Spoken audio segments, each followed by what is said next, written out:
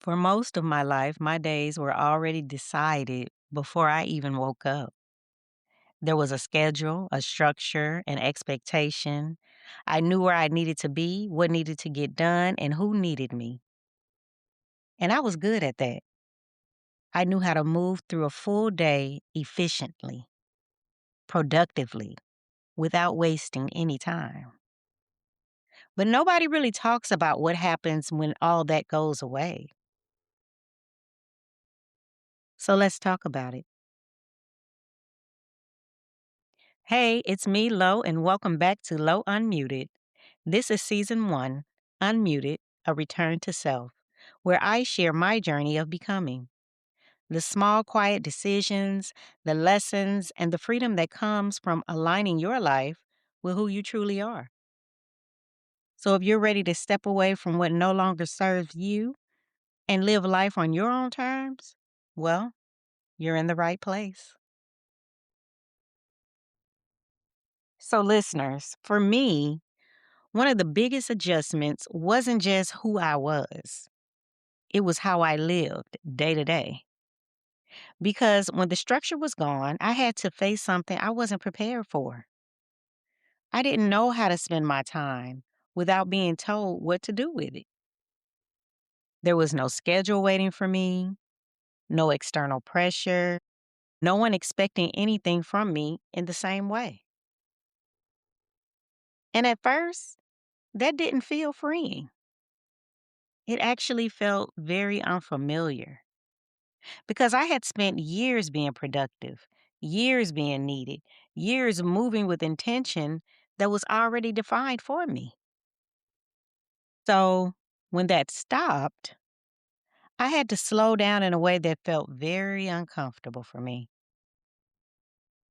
If I'm being honest, there were mornings where I would wake up and just sit there. No urgency, no rush, no list waiting on me.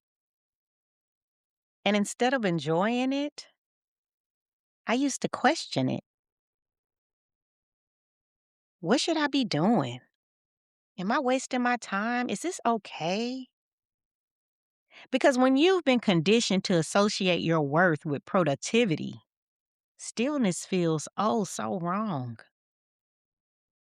But over time, I started to notice something. I wasn't tired anymore, not in the same way. My body, it wasn't in a constant state of pushing. And my mind, it wasn't always anticipating the next thing. I had space, real space, to decide not what they needed to look like, but what they needed to feel like. And that changed everything because I stopped building my days around performance and started building them around peace. So now some days are slow, very slow. Like I get up, I make my coffee, I move through my home, I tend to small things, cooking, cleaning, rearranging, sitting. And for a long time, those things didn't feel like enough because they weren't measurable. They weren't impressive. They weren't something I could point to and say, look what I accomplished. But now they feel grounding. They feel intentional. They feel like I'm actually living in my life instead of managing it. And that was a shift I didn't expect because I had to unlearn the idea that every day needed to be full to be valuable. Now, some days are quiet, some days are productive, some days are reflective, but all of them, each and every last one of them feel like mine. And that's new. No one is assigning my time. No one is structuring my day. No one is measuring what I do with it. And instead of seeing that as a loss of structure, I've learned to see it as something else, a choice. I get to choose how I move. I get to choose how I rest. I get to choose what matters in my day. and I don't have to justify it. That doesn't mean I have it all figured out because trust and believe I'm still learning, I'm still adjusting, still refining what a full day actually means for me. But, I'm no longer rushing to fill the space just to feel productive.